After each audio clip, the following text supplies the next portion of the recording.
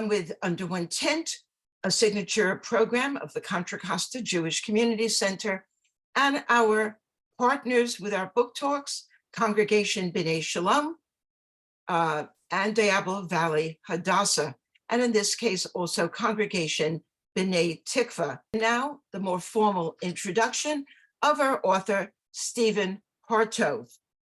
And he has a very glorious bio, so I'm going to read it so I don't make a mistake. He is the co-author of the New York Times bestseller, In the Company of Heroes, as well as The Night Stalkers and Afghanistan on the Bounce. For 6 years, he served as editor-in-chief of Special Operations Report. He has appeared on CNN, MSNBC, CNBC, and Fox, and most recently on the History Channel's Secret Armies. A former Merchant Marine sailor, Israeli Defense Forces paratroopers, and special operator, he is currently a task force commander in the New York Guard, and he lives in New Jersey. For those who want to ask him questions, and I hope you will, go to the chat function at the bottom of your screen and type in your question. And now it's our great pleasure to have Steven Hartov on his book, The Last of the Seven. Thank you very much. Can you hear me? Yes. I want to thank all of you for inviting me virtually to California. I'm sure it's lovely out there. New Jersey is actually kind of pretty right now, so I can't complain. I want to thank Riva and Claire and Contra Costa for having me and for letting me talk a little bit about my new novel, The Last of the Seven. Before we proceed, I'd like to take the opportunity to show you all what is the newest book trailer that just came out for The Last of the Seven. And as you probably all know, a book trailer is very similar to a film trailer. And if we can take a look at that, please, Claire, I think the folks will enjoy it. And then we'll talk as soon as that's over.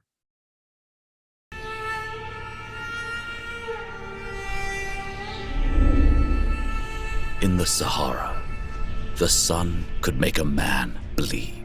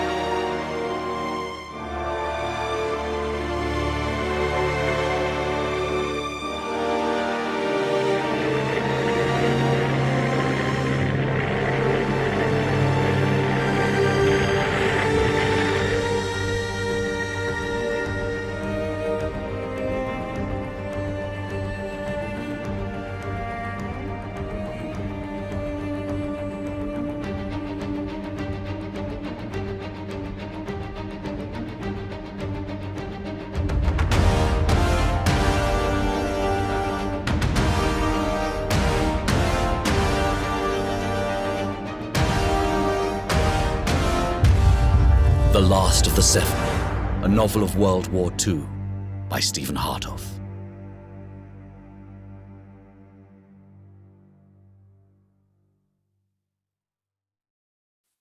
So thank you very much for running that. That should give you all an idea of what The Last of the Seven is about if you haven't yet read it.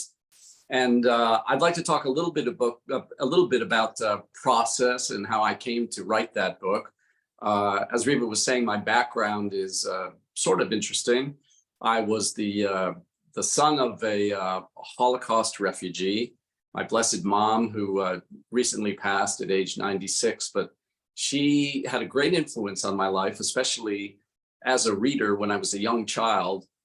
She was already handing me adult books and adventure books and Exodus and the guns of Navarone and those sorts of things, which enthralled me and sort of led me down the path of wanting to write, but also wanting to seek my own adventures so I'd have something to write about.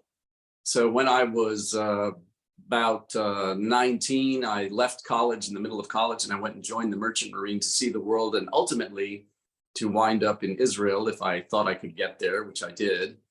And I was there for the Yom Kippur War for that entire year as a volunteer on a kibbutz.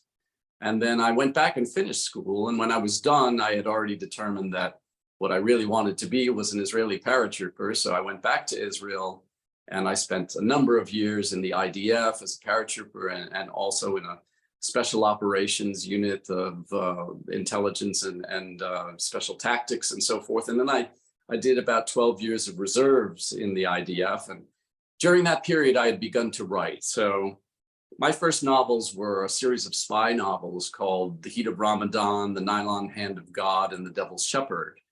And thereafter, those did very well. And I went on to write what Rita mentioned was a New York Times bestseller called In the Company of Heroes, which sort of delineated the personal stories behind what you may remember as Black Hawk Down, the incident in Somalia. And thereafter, I wrote another book about that same regiment and some more books. And I was the editor-in-chief of a magazine. And a few years ago, I'd say 15 years ago, the idea came to me, and it had been fomenting in my mind for a long time, about a book which was actually based on a great uncle of mine, an Austrian, who was a Mischling. As you all probably know, a Mischling is a partially Jewish, partially Christian individual. And he was a young man who decided that the best way to hide from the Nazis was to actually join the Luftwaffe. So he served in the German Air Force for a year and a half until they figured out he was Jewish and sent him to Theresienstadt, to the concentration camp. He survived, which is how I came to know Uncle Alex. And when he did pass, the family found 5 photographs tucked behind the toilet tank in his apartment in Vienna, and they were of him in German uniform. And this was not something that he spoke a lot about, but I had learned all of his stories word of mouth firsthand, and that evolved into the book that's behind me, which is the prequel to The Last of the Seven. It was called The Soul of a Thief. And that is about a young man, a 19-year-old Austrian Mischling, who winds up serving as the adjutant to a German SS colonel in France just prior to the Normandy invasion. So in trying to describe to you how The Last of the Seven evolved from that, at the end of that first novel, 7 German soldiers appear. I don't want to spoil that book if you haven't read it yet, but I'm sure you'll enjoy it if you enjoyed The Last of the Seven. And those 7 German soldiers turn out to be Jews. And they are British Jews, commandos in German uniform. And therefore, I had this idea, as often happens with authors, characters come to you out of nowhere, and it's more like they tell you what you should be writing about rather than you creating them. Yeah, at least it seems that way. So I spent a number of years researching the histories of Jews in Allied uniforms and how they served the Allies during World War II. And there was a particular unit in North Africa called the Special Interrogation Group. And these were Austrian and German Jews, some French Jews, some Belgians who could speak fluent German and were recruited by special British commando officers to pose as Nazis and to help British commandos penetrate German lines, which they did very successfully and often tragically, because many of them were killed in action. Their exploits were secret for many years. Lots of their missions were classified, but that became the jumping off point for The Last of the Seven and my hero, Bernard Froelich, and the rest of what transpires in that book. So The Last of the Seven becomes about this one individual who has survived some horrific adventures in North Africa. And it is his personal journey throughout the rest of the war, in which at first he is badly injured. And I don't want to tell you the whole story if you haven't read it, but he comes to understand who he is. He's a survivor. His family has been taken away or killed in Germany. And he comes to understand who he is both as a young man and finds his Jewish identity through the course of the book. So the last of the seven, in terms of where I found the story, is as I described to you. But the content of the book, I'd have to say that it is a culmination of everything I've ever written over the last 30 years and everything I learned as a soldier, as a man, as a man with relationships, love relationships, as a youth in a military environment and at war, because I served also in combat. So I pretty much wove everything that I know or have learned and put it all into this novel.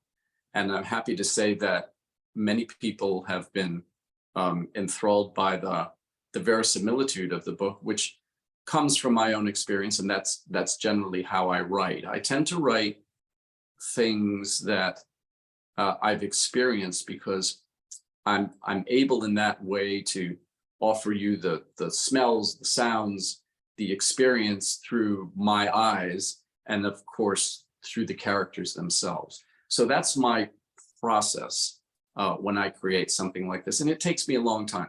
There are some novelists who knock off a book in a year or so. That's not me. I spend a lot of time traveling. I like to say that I never write about some place that I haven't been, with few exceptions. Sometimes you can't go to the place that you'd like to go to, but I usually can. I don't generally do my research using Google. I do it on the ground or through other people's literature or nonfiction pieces or actual documentation from the period. So The Last of the Seven is replete with characters who were real, or characters based upon other persons who were real, or real events that I weave together into a cohesive narrative. And that, I think, is the sort of the purest form of historical fiction. Folks nowadays have come to think that as historical fiction needs to be pinpoint accurate in terms of everything that is said or everything that occurs, but actual historical fiction is the weaving together of historical fact with the writer's imagination and placement of his characters within that environment. So it's taken me quite a while to learn how to do that, but I think I'm doing okay. So I'm happy that the book is being very well received, and we're on to writing part 3 of this series, which is also going to take me quite a while. But it's a process that I relish in bringing these people to life. And I have a sort of a motto when it comes to writing these subject matters, which are often involved with world conflict. And that's up on my website if you ever want to take a look at that, stevenhartov.com. And it's, I don't write war stories. I write stories about people that happen to take place during times of war, because from my experience, the intensity of that environment and conflict brings out the best and the worst of people's characters. And that's what I like to relay on the page. So many of the characters in The Last of the Seven, of course, are real personages who took part in many of these activities and these struggles. And many of them are based on my comrades in arms, who I then morph into these characters. So one could say that my combat buddies from the IDF become these World War II characters, often in British uniform in this case, and I sort of meld them all together and borrow from their greatest aspects to create this illusion of truth, which it is in effect, but it's also fiction. So I think, I'm sure you've all read great historical fiction. I was influenced by the great historical fiction authors such as Leon Uris and Michener and so forth. And I've tried to emulate not necessarily their style, but the concentrated ability to relay truth through an exciting tale. So I think that it's often an experience to read historical fiction by someone who has sort of been through that fire, and then you will feel the reality of it yourselves. And I'm pleased to say that that's been the reaction of reviewers and so forth. So that's where I am currently at that stage. Now, I don't know how many of you out there may have read The Last of the Seven or The Soul of a Thief. They're of a pair, but of course, I hope you will. And I'm always happy to get feedback. And by the way, Riva, there are folks out there who I'm not seeing in person today as I would at a book signing, but I do have special book plates that if anybody would like to have a signed book plate, and you simply have to relay your information to Riva or Claire, and I will be happy to mail those along with anyone's personal name, personalized, and do that for you. It's my pleasure. And I, of course, welcome any sort of questions we might have from the audience about my process or the books, or if you've read the book, something that you'd like to know, or anything you'd like to know about my actual process of writing, which curiously is pencil and legal pad. That's how I do my first drafts. Maybe that's why it takes me so long. Lots of people just type, but I'm one of those writers who sort of feels like writing is in a sense, sculpting, and it takes some concentration and a slow pace to get the language right. And I'm all about language and story together. So Riva, if you'd like to pass along any questions or ask any yourself, I'd be happy to answer them. So everyone, think of a question and put it in the chat. So I have a few, and you could say if things you don't want to go into it. Well, the first one is simple. Is there any thought of a film based upon The Last of the Seven? I've had some interest in film. Documentary. I've had interest in film for that book and also for The Soul of a Thief. But as we know, especially you folks being from California and knowing Hollywood, you know, these things take a long time. So I learned long ago not to hang my hat on that. I had a feature film made out of the heat of Ramadan. And that was my very first novel. And like most authors, I was not terribly happy with it, but that's, you know, you can't complain when somebody wants to make a movie out of one of your books. So I'm hoping that somebody will pick up The Last of the Seven and make it into a fine film. I know I read Lee Child, who does the Jack Reacher series. You may have up or down, thumbs up or thumbs down, because it's a military character. And the first person who played him was Tom Cruise. And the character of Jack Reacher is supposed to be like a 6'5" former military guy who Likely looks and then there's Tom Cruise, and I saw the movie and it was like, oh my God. And then they made a film recently where the guy is what you would picture Jack Reacher as being, very tall and wide shoulders, etc. Okay, a question from our viewers. So after you write on longhand, what do you do next? Well, generally what I do is I will write a chapter longhand, either on a legal pad or in one of those hardback notebooks. And when I've written that chapter, I will then input that chapter into my computer, which becomes the first edit. So when I've written that chapter and when I'm putting it into the computer, I find the errors or whatever, you know, major edits that I need to do to lead to the next part of the book. So that's my process. Thereafter, once the entire thing is done, then I have a manuscript on the computer screen, but I still don't edit on the computer. I print it out and I put it in a 3-ring notebook, and then I go at it again with a pencil. So I'm pretty old-fashioned that way, but it works for me, and my editor's happy with it because by the time he gets it, he doesn't find too many errors. So that's just me. Everybody writes in a different way. Okay. Someone asked, do you outline your draft? Do you, we had an author a week or two ago who uses index cards.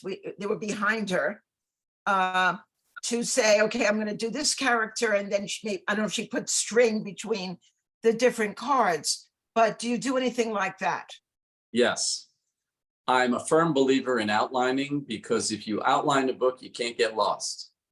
My very first book, which was never published, was a gigantic war novel, a tome.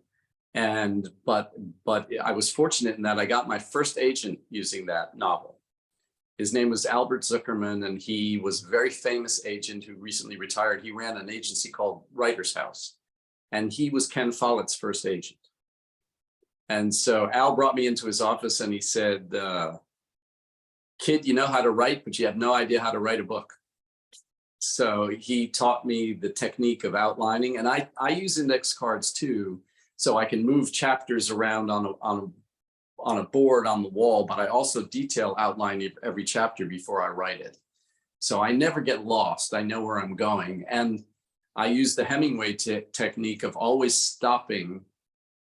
Well, I always stop writing when I know how I'm going to start the next day. And that way you never sit down at your desk and go, oh my Lord, how am I going to start? Because you've stopped sort of halfway through a thought. Okay. Let me see. Is your book available on Kindle? Yes, Kindle. And by the way, for people who like audio, there is a marvelous rendition by an actor called Raphael Corkill, whose voice you heard in the opening and closing of the trailer. He's a British actor. Fabulous audiobook in which he does all the characters, Italians, Germans, old, young. He's really wonderful. He's an award-winning British actor. So if you like audio, it's that as well, and Kindle and hardcover, and it will be in paperback. I'm not quite sure when they're releasing that, but the hardcover's been very successful. So they usually hold off on releasing a paperback until they think it's time. Do you have any say as to who is the voice of your book, or is it just the publisher? No, I have say. They sent me about 7 different audio actors to listen to. And I listened to a lot of their books before making the decision and asking Raphael if he was available. And they said yes. And then he was chosen and commissioned. Someone writes, quote, this is to everyone. For those of us who don't read many books, we still love you, even if you don't. And I own around 4,000 books, which my daughter would like me to Oh, wow. throw out, because in any event, I'm a little bit obsessed. Can you tell us an interesting story to educate or entertain us about the events and periods of your books? Is there any interesting anecdote, in other words, that you want to share? Well, there's a story I tell about, because people often ask me about the opening of this book. And in the opening of this book, our hero is coming out of the desert after walking hundreds of miles, wounded and by himself. And the opening line is, in the Sahara, the sun could make a man bleed. So I can tell you an anecdote about how I came to that particular line. I was in the paratroops for about a year. And after a year, we do something called the Beret March, which means you have to walk a long, long way to earn your red beret. And we started in a armored camp called Julis on the Mediterranean and walked to Jerusalem. hiked with all of our combat gear, which was an enormous amount of equipment. And it was summer and it was hot. And as you know, Reva, Israel in July in the valleys between the Mediterranean and all the way uphill to Jerusalem is beyond brutal. That march, which was supposed to be 83 kilometers and turned into about 94 because my captain got lost, ended after about 24 hours. We were climbing the last hills to Jerusalem and the sun had baked the skin on my face. And around my eyes, it was like chicken skin, like when you put chicken on a spit. And as we were climbing that last hill and carrying our machine gunner, because he had passed out, a friend of mine turned to me and said, he cracked a joke and I laughed. And the skin around my eyes cracked. And he said, Steve, Steve, I think you're weeping blood, because there was blood from my skin running down my face. And that became the first line of this book 40 years later. Well, thank you for sharing that with us. There are not really that many books by non-Israelis about Israel, not talking about nonfiction. Are you ever encouraged, inspired to write a book about Israel? In terms of, well, I wrote 3 novels that all take place in Israel. Then I didn't read them. I read this book, so I'm sorry about that. Which ones are they? And I'll look them up. Well, The Heat of Ramadan, The Nylon Hand of God, and The Devil's Shepherd are all espionage novels centered around a pair of Israeli intelligence agents, Eitan Eckstein and Benny Baum, who are based on people that I knew very well in the service. So those are all very Middle Eastern focused, and a lot of it takes place in Israel. So yes, I've written quite extensively. Stand corrected. I think I did read one of them a long time ago, but I read too many books to remember. It's all good. Maybe You've got 4,000 books. I don't expect you to remember them all. Just for your own, we have very few films, though, that are non-Israeli by American directors, which may get the attention of the American public. You know, like Spielberg does not, I'm not talking about Munich, which really wasn't the most positive movie. No. You feel there's a reason why, or am I being cynical? Probably market. I mean, usually Hollywood bases its selections on market share and where they think they're going to make their money. Politics comes into it. When I was young, after the Six-Day War, the Yom Kippur War, follow-on decades after the Holocaust, Israel was an extremely popular subject, and there were many more films, positive films made about it. And now, unfortunately, there are political winds that have turned a lot of folks not so much in favor of the Israelis as they used to be, excuse me, but I think it's pretty much market share. I mean, we can look at great successes that have come out of Israel and are great successes here, like Fauda or Tehran, which are Israel-centric, but and very, very popular in the United States, not necessarily because their themes are connected to Israel, but because they are just great dramas that happen to be based in Israel or utilize Israeli characters. So I think it's often a matter of, as I said, market share and money and what they think they can make, you know, return on investment, or just plain great drama. So I wish there were more things like that, of course, because that's where I center my career. But, you know, you make your bed, you lie in it, and I'm happy doing what I'm doing. Yeah, Israeli TV series, a lot of them come from Keshet, it's the company in Israel, do very, very well.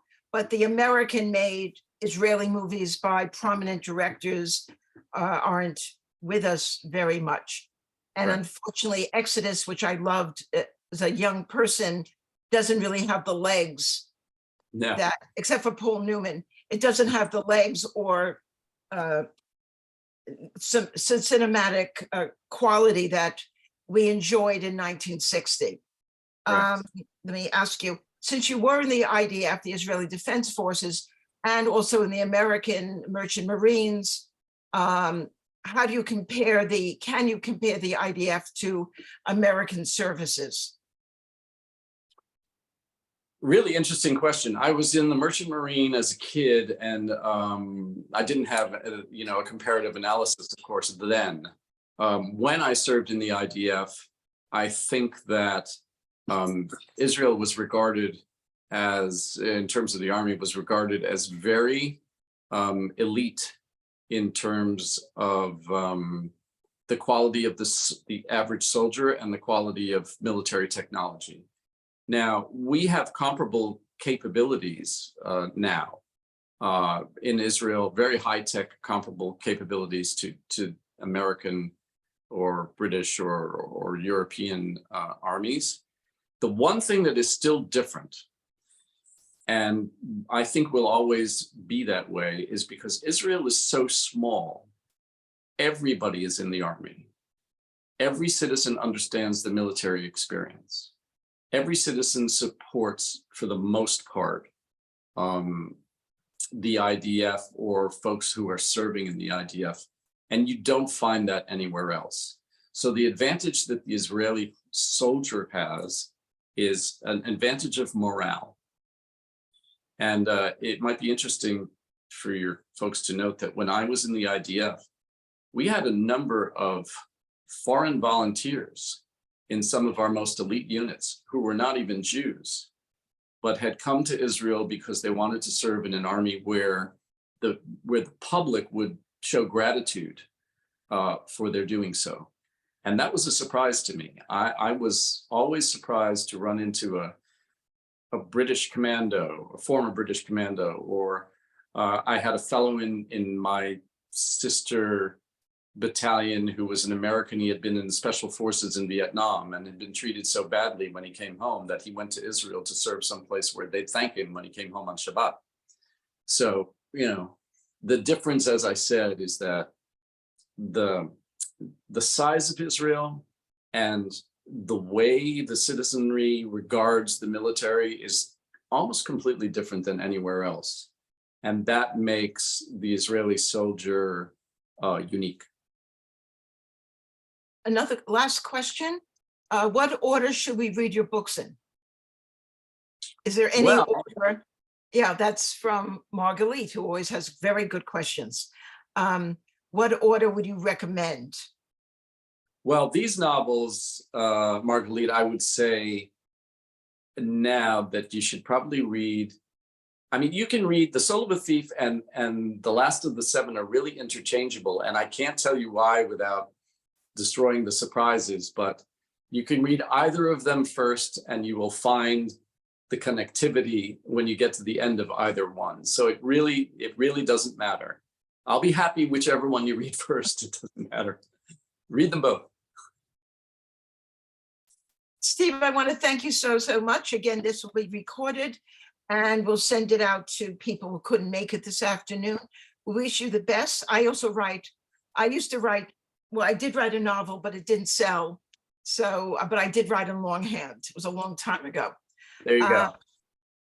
And my father was career American Army. So I thank you for your service. Thank you so much. Again, The Last of the Seven, we highly recommend it. I read it when the Jewish Book Council first let me know about it, which was a while ago. And we look forward to your next book, whether it's in 2 or 3 years. Thank you very much, everyone. And thank you very much, Riva and Claire and everyone out there. And I'll see you at the library. Very good. Take care. Bye-bye.